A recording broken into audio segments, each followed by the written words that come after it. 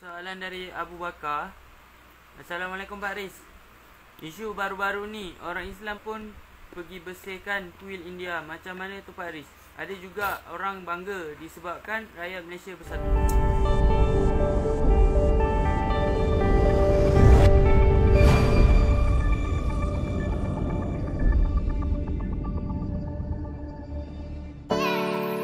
Rasa yang lezat,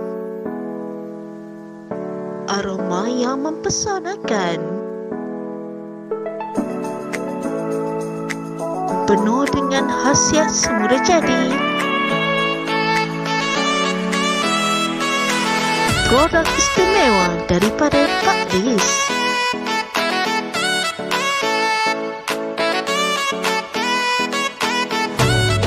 Pak Riz Coffee, dapatkan segera.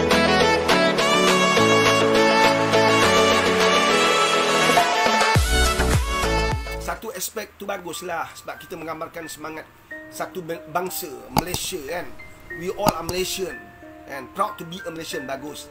Tapi dalam konteks kita sebagai umat Islam, iman ini harus dijaga, dipelihara, diuruskan dengan bijaksana.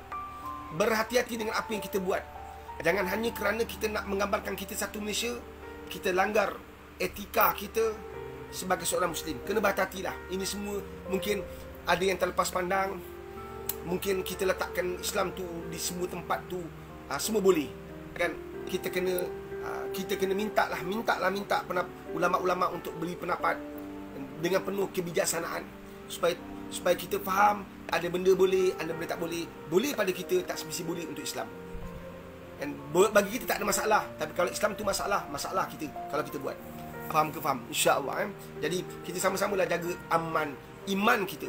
Sama-sama jaga amal kita. Mudah-mudahan kita bertakwa pada Allah Subhanahu Wa Taala, insya-Allah.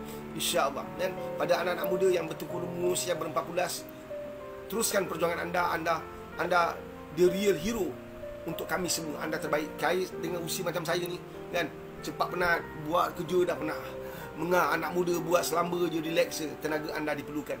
Jadi teruskan. Hanya saya minta tolong uruskanlah naskah-naskah dengan baik. Next, soalan seterusnya. Ada komen dari Muhammad Rashid.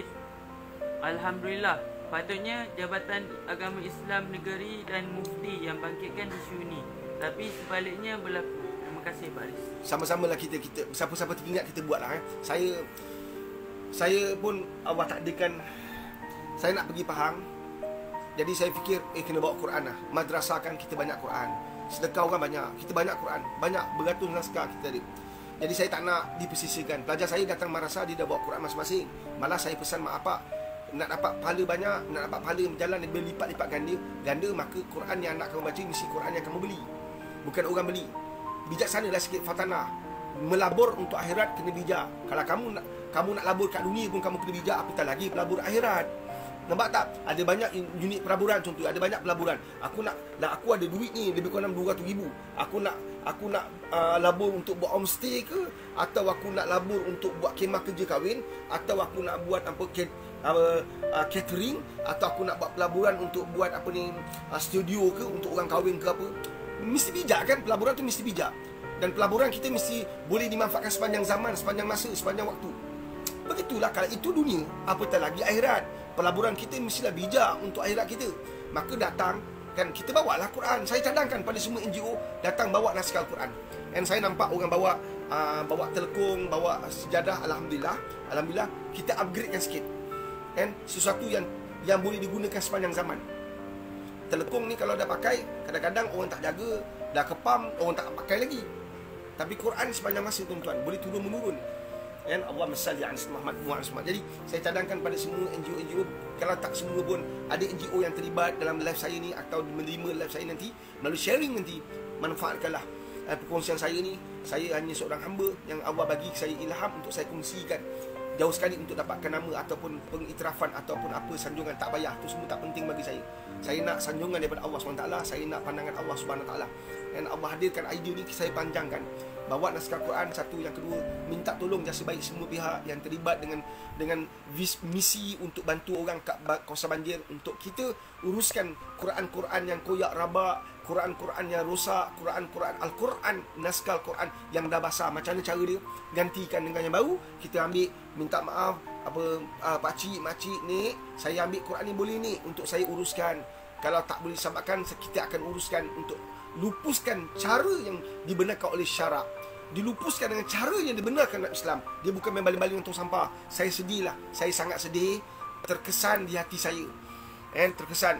Ini belum saya pergi, saya masuk dalam rumah yang saya minta maaf. Saya sangat-sangat minta maaf. Mudah-mudahan keadaan kami madrasah benar-benar membawa satu cahaya, membawa satu kekuatan iman.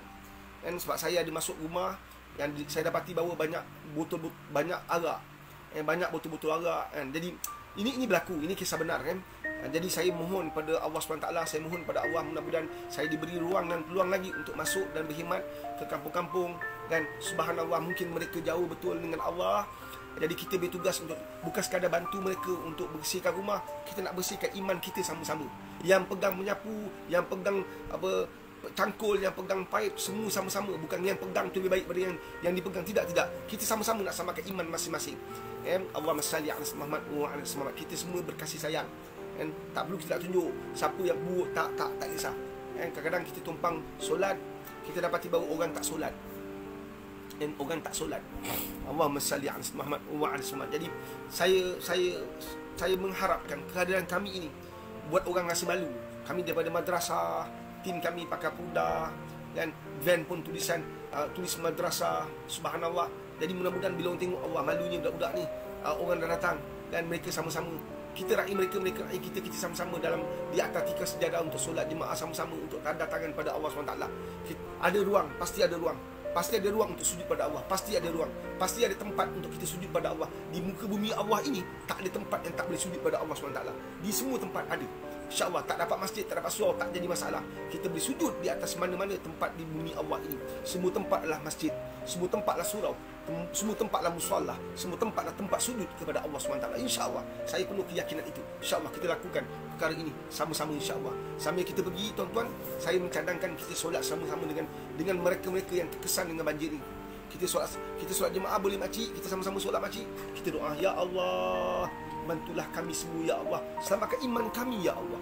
Banjir yang Kau hadir ini satu ingatan kepada kami untuk kami kembali pada Engkau, Ya Allah. Mudah-mudahan ini menjadi satu ingatan keras supaya kami tidak berlekehkan, mengambil ringan tentang tanggungjawab kami sebagai seorang Muslim. InsyaAllah, berikanlah kami kekuatan untuk tinggalkan segala maksiat. Ingat, musibah itu sebab dua perkara, tuan-tuan.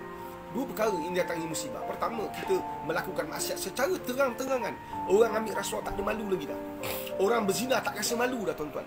Orang berkucup-kucupan, berpeluk-pelukan, orang minum arak tak rasa malu.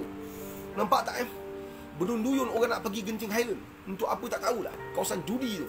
Allahumma salli ala Muhammad wa ala Muhammad. Orang tak rasa malu berpesta ria.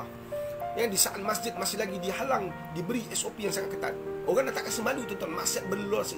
Dan nombor dua adalah mereka yang diberi amanah tak jalankan amanah untuk mementeras maksiat.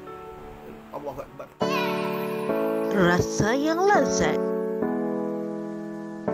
aroma yang mempesonakan, penuh dengan khasiat semula jadi.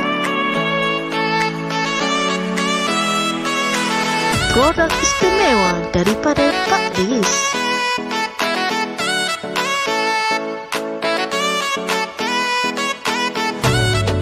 Pak Dis Coffee, dapatkan segera.